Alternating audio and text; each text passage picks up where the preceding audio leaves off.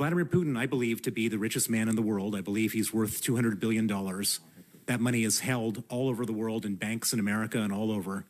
The purpose of Putin's regime has been to commit terrible crimes in order to get that money, and he doesn't want to lose that money by having it frozen. So he personally is at risk of the Magnitsky Act. It's a very personal, venal issue, which is why, the first reason why he's so upset. The second reason is that in order to get that $200 billion, he's had to instruct a lot of people working for him, let's say 10,000 people working for him, to do terrible things, to arrest, kidnap, torture, and kill, to take people's properties away. And as a result, the only way he could get people to do such terrible things is to say, if you do these terrible things, there will be no consequence. You will enjoy absolute impunity. And as a result of the Magnitsky Act, he can no longer guarantee absolute impunity because all of a sudden we've created consequences in the West. And I would not understate the value of the Magnitsky Act in terms of the consequences, because not only does it freeze the assets that are held in America, but the moment that you get onto the Magnitsky list, you get put on the OFAC sanctions list, which is a Treasury sanctions list. No bank in the world wants to be in violation of Treasury sanctions. And therefore, any bank, even if it's in South Korea or Dubai, if they see somebody on the Treasury sanctions list, will close their account that day. And as a result, you basically become a financial pariah. And so it's a real consequence. Can you give a capsule description of what the relationship between Putin is and his oligarchs, such that the threat of sanctions to oligarchs is a threat to Putin? That's an excellent question. So when Putin was originally fighting with the oligarchs when he first came to power because they were stealing power from him, and so in order to regain the power of the presidency, in 2003 he arrested the richest oligarch in the country, a man named Michael Khodorkovsky, the owner of Yukos. They dragged him off of his airplane, his private jet, put him on trial in Moscow. And when you go on trial in Moscow... Talk about a reset, huh? Indeed. When you go on trial in Moscow, there's a 99.7% conviction rate, so they put you in a cage because there's no presumption of innocence. And so they had him sit in a cage, and they allowed the television cameras to film the richest man in Russia sitting in a cage.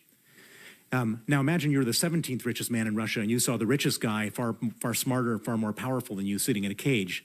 What's your reaction to that? You don't want to sit in that cage. And so one by one, after Michael Khodorkovsky was convicted, these other oligarchs went to Vladimir Putin and said, what do we have to do to not sit in the cage? And he said, it's very straightforward, 50%. Not 50% for the Russian government or 50% for the presidential administration of Russia, 50% for Vladimir Putin. And so he became the richest man in the world in that moment.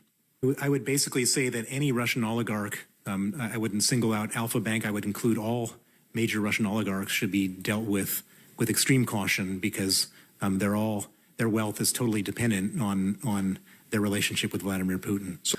What is it about this act, besides the international embarrassment and the lost money? What do you think would motivate this group of people to be so involved in trying to repeal this act? What do you think is the main? It affects Putin's money personally. He's afraid of having his money frozen and seized, and that's how these people all act when it comes.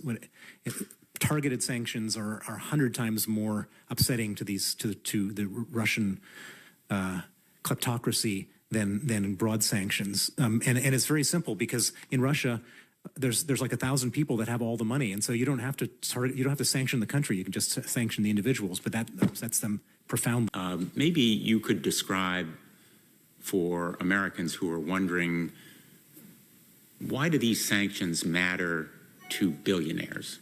In other words, they have the money, they're on a list, they can't open bank accounts in Bank of America, say, but why should that matter to these oligarchs who are worth billions and they can still travel the world and do everything they want to do and they're still wealthy? It really does matter, and it matters because they cannot only just not open bank accounts in America, they can't open bank accounts anywhere in the world. No bank wants to be in violation of U.S. Treasury sanctions.